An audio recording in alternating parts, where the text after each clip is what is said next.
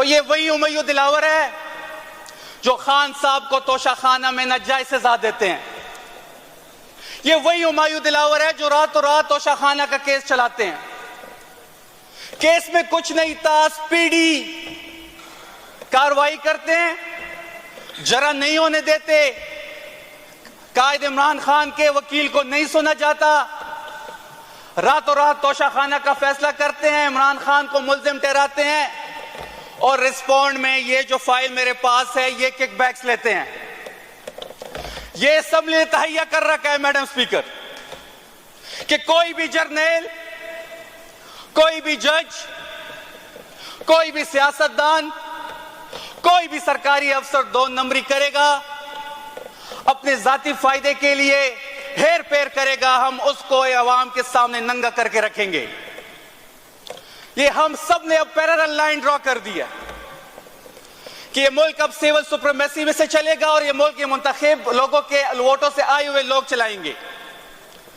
जनाब स्पीकर, जब दिलावर खान 2 नंबरी तरीके से 39 कनाल की जमीन अपने नाम करते हैं तो इस सूबे का एंटी करप्शन यूनिट हरकत में आ जाता है। वो सारी कार्रवाई करता है, सारे सबूत इकट्ठा करता है, सारे सबूत इकट्ठे करने के बाद एंटी करप्शन दिलावर खान, हुमायूं दिलावर और सादिक दिलावर को नोटिस करता है और वो नोटिस में ये कहता है कि आप पेश हो और आप पे जो इल्जामात लगे हैं ये उसके हकायक है और आप अपनी सफाई पेश करें। लेकिन इस मुल्क में कभी कानून की पासदारी नहीं हुई और कमाल की बात यह देखें कि इस वक्त एक जज जो सिटिंग जज है वो इंसाफ की कुर्सी पे बैठा हुआ है, उसको नोटिस होता है कि आपने फलानी जगह पे 2 नंबरी की है, आपने फलानी जगह पे अपने आप को जाती फायदा देने के लिए अरबों रुपए का घपला किया है, आपने फलानी जगह पे अपने जाते फायदे के लिए 2 नंबरी जमीन अपने नाम की है, आपने अपने जाती फायदे के लिए अपने बाप के साथ, अपने भाई के साथ, अपने भतीजे के साथ जो खानदानी कंपनी आपने ये कंपनी बनाई है, साथ मिलके आपने अरबोपति बन गए हैं। आपने 2 नंबरी की है, एंटी करप्शन आपको जाके एफआईआर देती है और आप उस एफआईआर के अगेंस्ट पेश नहीं होते। और तमाशा ये देखें कि जो लोग उनको एफआईआर देती है एंटी करप्शन के लोग, जिसमें हमारे special assistant brigadier Mossadegh Abbasi साहब हैं, एफआईए का ये जज जो एफआईए को हेड करता है, एफआईए को दबाव मिलाता है और उल्टा अब्बासी साहब पे एफआईए जो है वो एक एफआईआर काट देती है और इमरान रियाज साहब पे एक एफआईआर काट देती है। ये मजाक देखें कि जी एंटी करप्शन एक एफआईआर जज साहब को दी, जज साहब ने अपने इख्तियारात इस्तेमाल करके एफआईए को दबाव मिला के जिसने एफआईआर दी थी उसको एफआईआर करा दी। और उससे ज्यादा मजाक ये है कि इमरान रियाज साहब और मुसद्दिक अब्बासी साहब ब्रिगेडियर रिटायर जो हमारे स्पेशल असिस्टेंट है, अब इस एफआईआर में उस अदालत में पेश होंगे जिसको हेड हुमायूं दिलावर साहब करेंगे। तो ये कैसा कानून है कि वही बंदा आपको सुनेगा जिसने आपको एफआईआर दी है। इस मुल्क में कानून की तो कोई पासदारी नहीं है। अब एफआईआर वो बंदा सुनेगा जिसने आपको एफआईआर दी है, तो वो क्या खाक इंसाफ करेगा? उसका इंसाफ तो हम तोशा खाना में देख चुके हैं। और तोशा खान को जो रात के अंधेरे में उस जज मौसूफ ने जो डाका डाला था इंसाफ पे, वो सिर्फ और सिर्फ अपने किकबैक्स के लिए डाला था। और वो ये सारे सबूत जो हम अपने साथ लाए हैं इस ऐवान में, ये उस मौसूफ के खिलाफ व्हाइट पेपर है। मैडम स्पीकर, ये जो केस है इसको हम ऐसे नहीं छोड़ेंगे। हम असेंबली के फ्लोर पे भी बात करेंगे इस पर, हम टीवी पे बैठ के भी इस पे बात करेंगे, हमें जहां मौका मिलेगा हम इस मौसूफ के खिलाफ बात करेंगे। जनाब शफीउल्लाह जान साहब।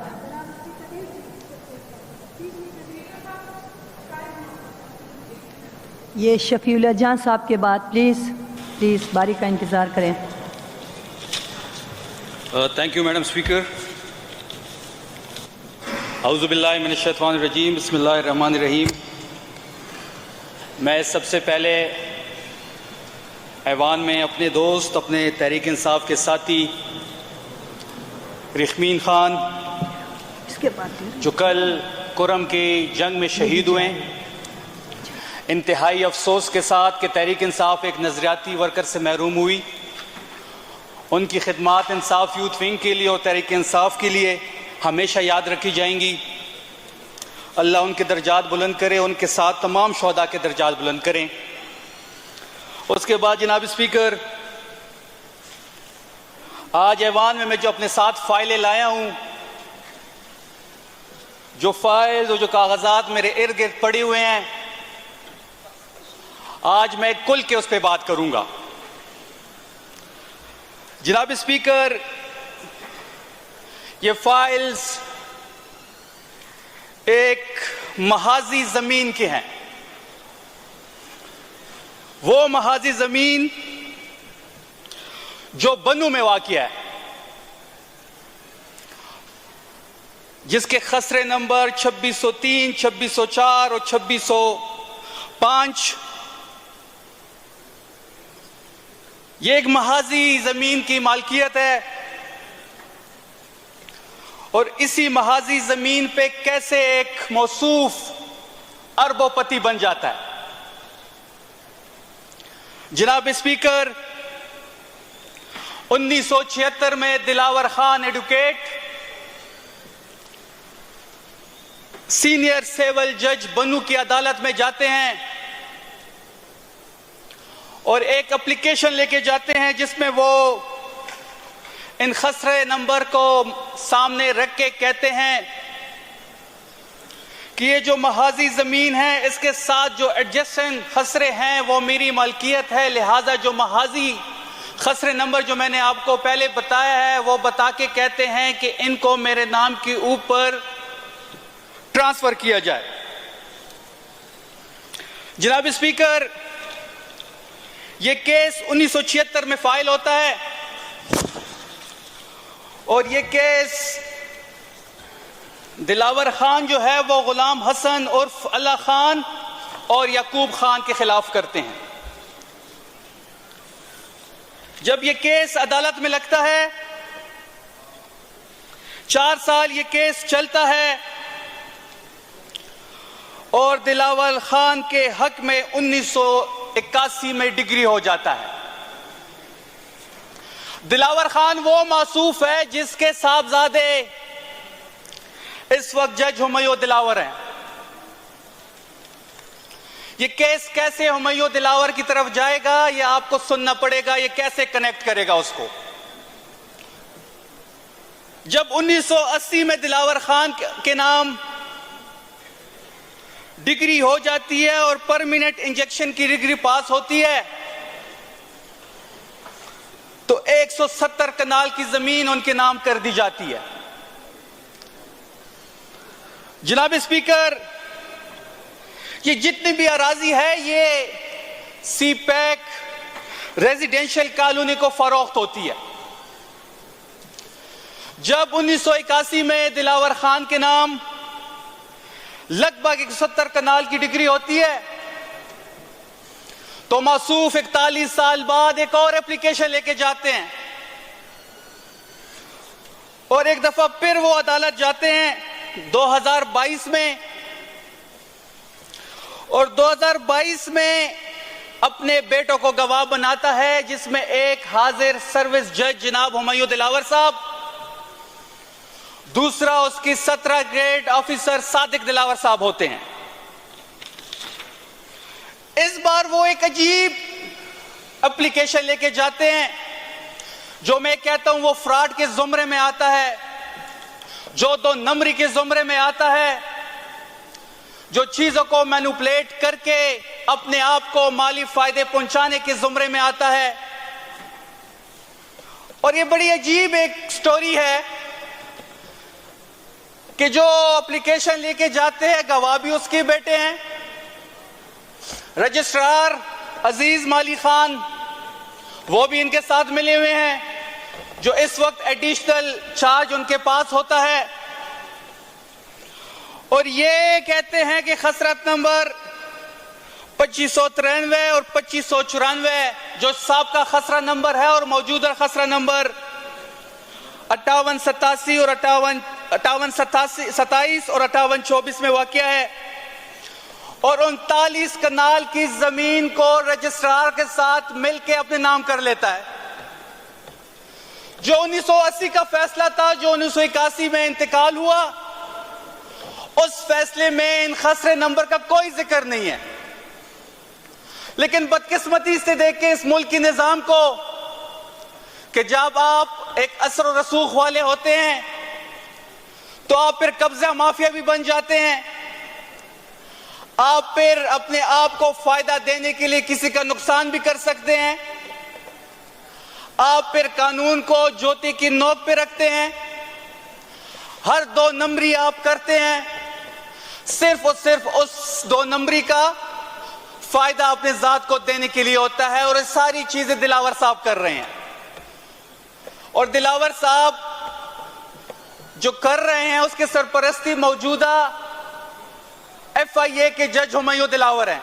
और ये वही हुमायूं दिलावर है जो खान साहब को तोशा खाना में नाजायज सजा देते हैं। ये वही हुमायूं दिलावर है जो रातों रात तोशा खाना का केस चलाते हैं। केस में कुछ नहीं था, स्पीडी कार्रवाई करते हैं, जरा नहीं होने देते, कायद इमरान खान के वकील को नहीं सुना जाता, रातों रात तोशा खाना का फैसला करते हैं, इमरान खान को मुल्जिम ठहराते हैं और रिस्पॉन्ड में ये जो फाइल मेरे पास है ये किकबैक्स लेते हैं।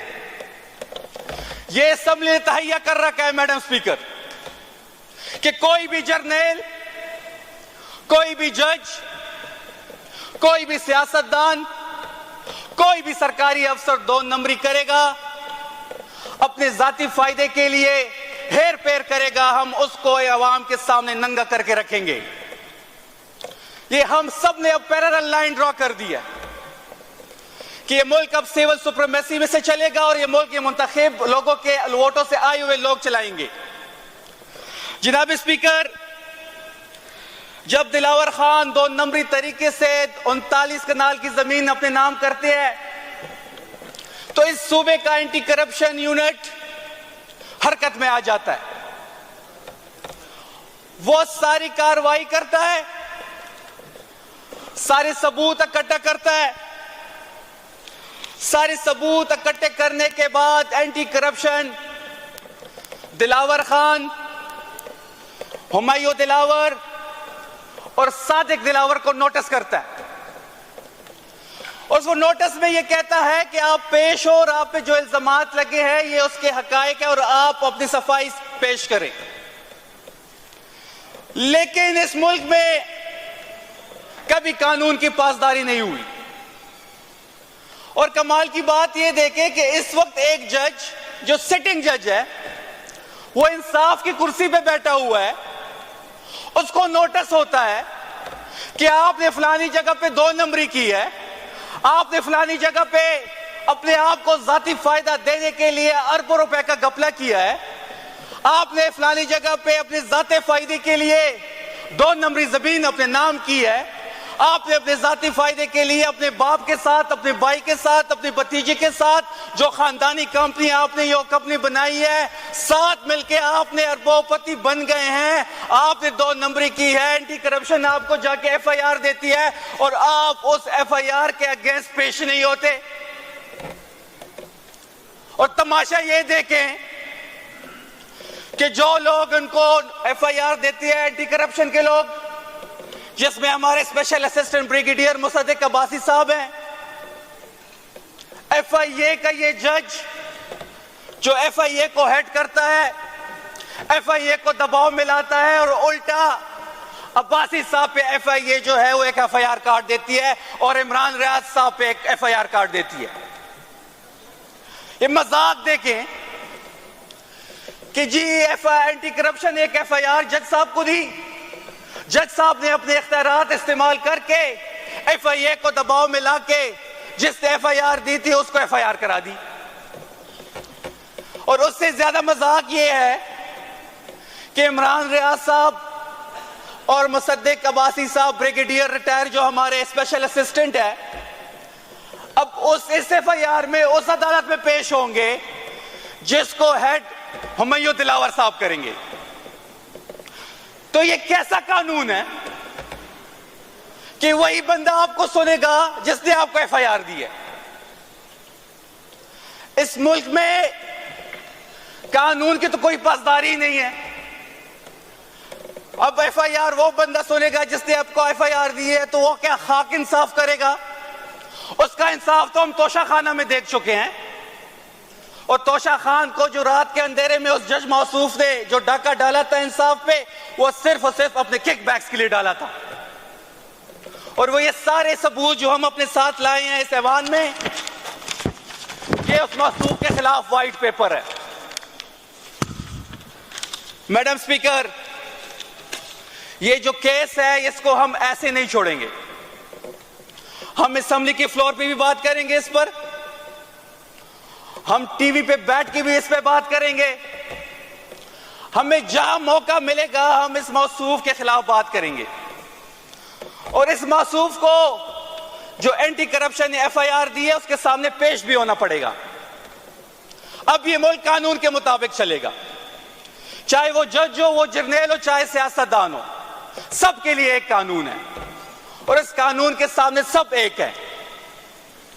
मैडम स्पीकर, मैं इस ऐवान से और आपसे यह मुतालबा भी करता हूं कि जब तक इस केस का फैसला नहीं आता, हुमायूं दिलावर साहब, मैं ये मुतालबा करता हूं चीफ जस्टिस ऑफ इस्लामाबाद से, सुप्रीम कोर्ट के जो हमारे चीफ जस्टिस है उनसे, chief justice Islamabad high court से और सुप्रीम जुडिशियल काउंसिल से कि जब तक इस केस का फैसला नहीं आता इस जज मासूफ को साइड लाइन किया जाए, जब तक इंक्वायरी कंप्लीट नहीं होती। जब इंक्वायरी कंप्लीट हो, मासूफ अगर बेगुनाह साबित होते हैं तो बेशक अपने मनसब पे आ जाए। लेकिन कैसे मुमकिन है कि उस अदालत में लोग पेश होंगे कि जिस जज ने इल्जाम लगाया उसके जज के सामने लोग पेश होंगे? तो इस मौसूफ को सस्पेंड किया जाए जब तक इस केस की इंक्वायरी नहीं होती। मौसूफ के जो भाई हैं सादिक दिलावर साहब, वो इस वक्त ग्रेड 17 के ऑफिसर हैं और वो CEO है CPAC रेजिडेंशियल कॉलोनी के। और ये सारी जमीन, महाजी जमीन जो इनके नाम इंतकालात हुए हैं, रजिस्ट्री हुई हैं, ये उसी दिन बेचा गया है इस CPAC रेजिडेंशियल कॉलोनी को। मौसूफ 17 ग्रेड के अफसर भी हैं और CEO भी है एक प्राइवेट हाउसिंग अथॉरिटी के। तो ये KPK एक्ट सर्विस की खिलाफ वर्जी है। तो गवर्नमेंट इस पे भी एक्शन लेगी कि कैसे एक 17 ग्रेड का ऑफिसर, एक CEO, एक प्राइवेट रेजिडेंशियल कॉलोनी का CEO बैठा हुआ है। ये तो कन्फ्लिक्ट ऑफ इंटरेस्ट है कि 17 ग्रेड का ऑफिसर भी है और प्राइवेट CEO भी है एक रेजिडेंशियल का। तो ये वो सारी चीजें हैं जो हमारे पास ब्लैक एंड व्हाइट में मौजूद हैं। ये वो सारा केस है जो मौसूफ हुमायूं दिलावर साहब को, कायद इमरान खान को तोशा खाना में सजावार करार देके किक्स बैक दी गई हैं। जनाब स्पीकर, यहां पे मैं एक और चीज का हवाला दूंगा। 1994 PLD सुप्रीम कोर्ट का पेज नंबर 86 पर एक रिपोर्टेड जजमेंट है जिसमें हदीस का हवाला दिया गया और बहसीयत मुसलमान हदीस में उसका मफहूम कुछ यूं है कि 3 किस्म के काजी होते हैं, इनमें से 2 किस्म के काजी जहन्नम में जाएंगे और एक जन्नत में जाएगा। जो जन्नत में जाएगा वो काजी हक को पहचानेगा और हक के मुताबिक फैसला करेगा।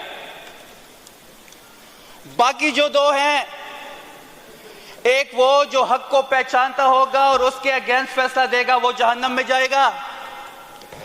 और तीसरा जिसको कुछ समझ नहीं आती और वो फैसले करता जाएगा, वो भी जहन्नम में जाएगा। और उसी के साथ पीएलडी के 1994 सुप्रीम कोर्ट पेज 86 पे एक और हदीस भी है।